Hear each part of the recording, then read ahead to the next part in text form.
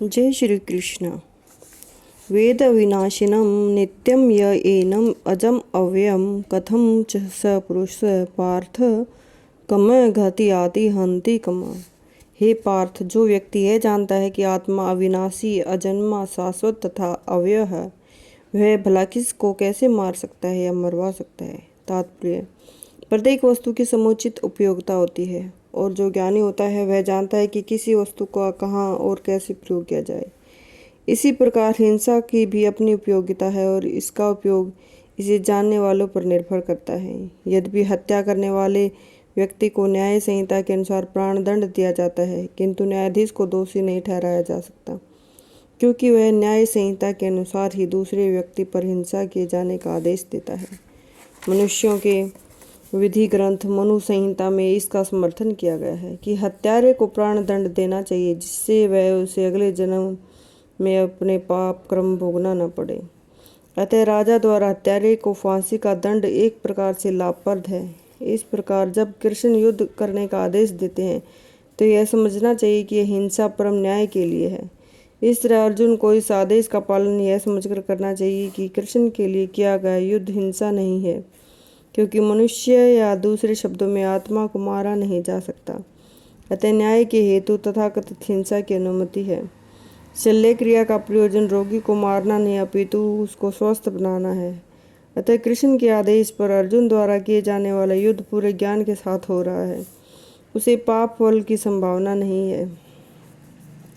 वांसासी जीर्णानि यथा विहाय नवानि गृहति नर अप्राणि यथा शरीरनि विहाय जीर्णानि अन्यायनि शयाति नवीन देहि। जिस प्रकार मनुष्य अपने वस्त्रों को त्याग कर नए वस्त्र धारण करता है, उसी प्रकार आत्मा पुराने तथा व्यर्थ के शरीरों को त्याग कर नवीन भौतिक शरीर धारण करता है। तात्पर्य: अणु आत्मा द्वारा शरीर का परिवर्तन एक स्वीकृत तथ्य है।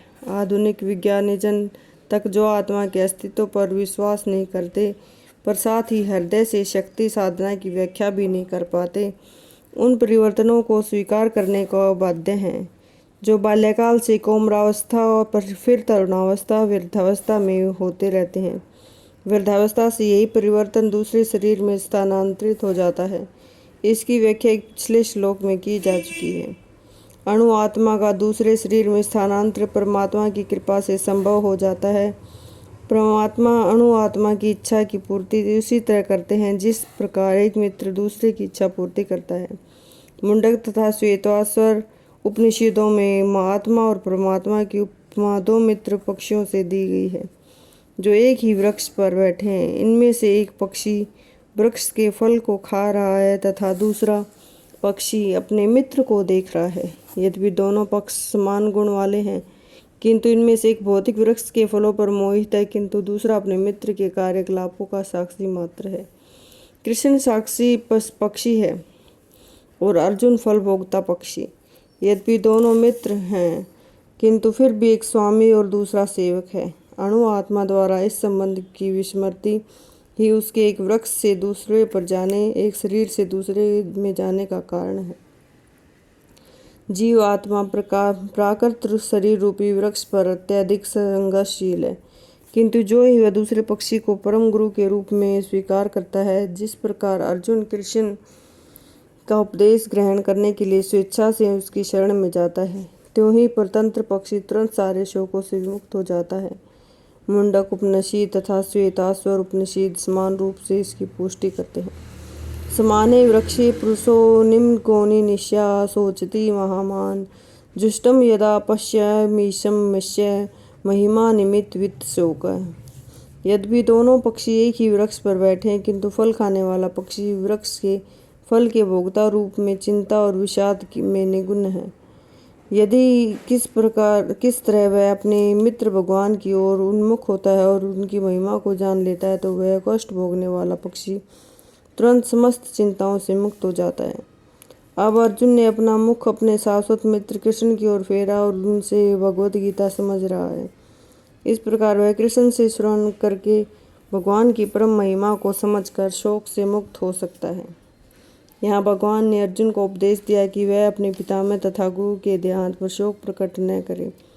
अपितु उसे इस धर्मयुद्ध में उनके शरीरों का वध करने में प्रसन्नता होनी चाहिए, जिससे वे अब सब विभिन्न शारीरिक कर्म फलों से तुरंत मुक्त हो जाएंगे। बलि देवी पर या धर्मयुद्ध में प्राणों के अर्पित करने वाला व्यक्ति तुरंत शारीरिक पापों से मुक्त हो जाता है और उच्च लोक को प्राप्त होता है। अतः अर्जुन का शोक करना युक्ति संगत नहीं है। नैनम छिदन्ति शास्त्राणि नैनम दहति पावक न चैनम केदयन्तापो न शोषयति मारुत। यह आत्मा न तो कभी किसी शस्त्र द्वारा खंड खंड किया जा सकता है, न ही अग्नि द्वारा जलाया जा सकता है, न जल द्वारा भिगोया जा सकता है, न वायु द्वारा सुखाया जा सकता है। तात्पर्य सारे हथियार, तलवार, आग्नेयास्त्र, विषया के अस्त्र, चक्रवात आदि आत्मा को मारने में असमर्थ हैं। ऐसा प्रतीत होता है कि आधुनिक आग्नेयास्त्रों से अतिरिक्त मिट्टी, जलवायु, आकाश आदि के अनेक प्रकार के हथियार होते हैं। यहाँ तक कि आधुनिक युग के नाभिकीय हथियारों की गणना भी आग्नेयास्त्रों में की जा सकती है, किंतु पूर्व काल में विभिन्न पार्थिव तत्वों से बने हुए हथियार आग्नेयास्त्रों का सामना जल के तथा हथियारों से किया जाता है, जो आधुनिक विज्ञान के अज्ञात हैं। आधुनिक विज्ञान को चक्रवात हथियारों का भी पता नहीं है। जो भी हो, आत्मा को न तो कभी खंड खंड किया जा सकता है, न ही किसी वैज्ञानिक हथियारों से उसका संहार किया जा सकता है, चाहे उनकी संख्या कितनी भी क्यों न हो। मायावादी इसकी व्याख्या नहीं कर सकते कि जीव किस प्रकार अपने अज्ञान के कारण उत्पन्न हुआ और तत्पश्चात माया की शक्ति से आवर्त हो गया। न ही आदि परमात्मा से जीवों को विलग कर पाना संभव था, प्रत्युत सारे जीव आत्मा से, परमात्मा से विलग हुए अंश हैं, चूँकि वे सनातन अणु आत्मा हैं और अतः माया द्वारा आवर्त होने की प्रकृति स्वाभाविक है। इस प्रकार वे भगवान की संगति से पृथक हो जाते हैं, जिस प्रकार अग्नि के स्फुलिंग अग्नि से विलग हो जाते हैं और बुझ जाते हैं। यद्यपि इन दोनों के गुण समान होते हैं, वह वराह पुराण में जीवों की परमात्मा का भिन्न अंश कहा गया है। भगवद गीता के अनुसार भी वे शाश्वत रूप में ऐसे ही हैं। अतः मोह से मुक्त होकर भी जीव पृथक अस्तित्व रखता है, जैसे कि कृष्ण द्वारा अर्जुन को दिए गए उपदेशों से स्पष्ट होता है। अर्जुन श्री कृष्ण के उपदेश के कारण मुक्त तो हो गया, किंतु कभी भी कृष्ण से एकाकार नहीं हुआ। अच्छेद अयम अद्दाह अयम अकेला अशुष्य एव च नित्य सर्वगत स्थाणु अचल अयम सनातन। यह आत्मा अखंडित और अघुलनशील है, जिससे न तो जलाया जा सकता है, न ही सुखाया जा सकता है। शाश्वत, सर्वव्यापी, अविकारी तथा स्थिर और सदैव एक सार होकर रहने वाली है।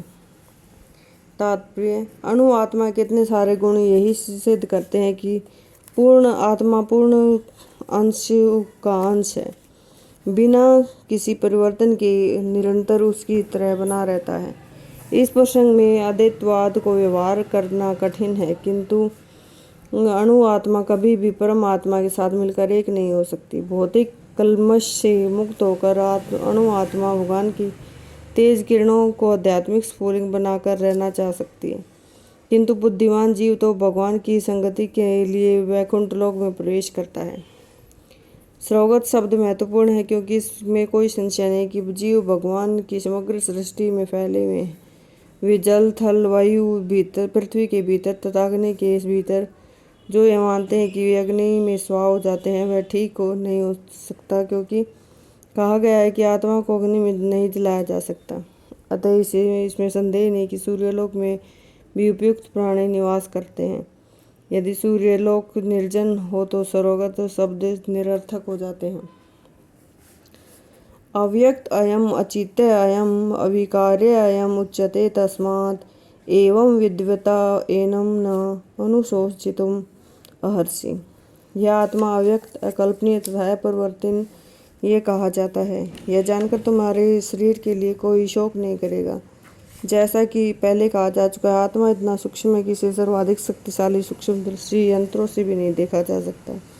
अतः यह दृश्य है। जहाँ तक आत्मा के अस्तित्व का संबंध है, श्रुति के प्रमाण के अतिरिक्त अन्य किसी प्रयोग द्वारा उसके अस्तित्व को सिद्ध नहीं किया जा सकता। हमें सत्य को स्वीकार करना पड़ेगा, क्योंकि अनुभव गम्य सत्य होते हुए भी आत्मा के अस्तित्व को समझने के लिए कोई अन्य साधन नहीं है। हमें अनेक बातों के बातें केवल उच्च प्रमाणों के आधार पर माननी पड़ेंगी। कोई भी अपनी माता के आधार पर अपने पिता के अस्तित्व को अस्वीकार नहीं कर सकता। पिता के स्वरूप को न जाने का साधन या एकमात्र प्रमाण माता है। इस प्रकार वेदाध्ययन के अतिरिक्त आत्मा को समझने का अन्य उपाय नहीं है। दूसरे शब्दों में आत्मा मानवीय व्यवहारिक ज्ञान द्वारा अकल्पनीय है। आत्मा चेतन और चेतन है। वेदों के इस कथन को हमें स्वीकार करना होगा। आत्मा में शरीर जैसे परिवर्तन नहीं होंगे। मूलतः विकारी रहते हुए आत्मा अनंत परमात्मा की तुलना में अणुरूप है। परमात्मा अनंत है और अणु आत्मा अति सूक्ष्म है। अतः अति सूक्ष्म आत्मा विकारी होने के कारण अनंत आत्मा भगवान की तुल्य नहीं हो सकता। यही भाव वेदों में भिन्न भिन्न प्रकार से आत्मा के स्थायित्व की पुष्टि करने के लिए दोहराया गया है। किसी बात का दोहराना तथा तथ्य को बिना किसी त्रुटि के समझने के लिए आवश्यक है। जय श्री कृष्ण।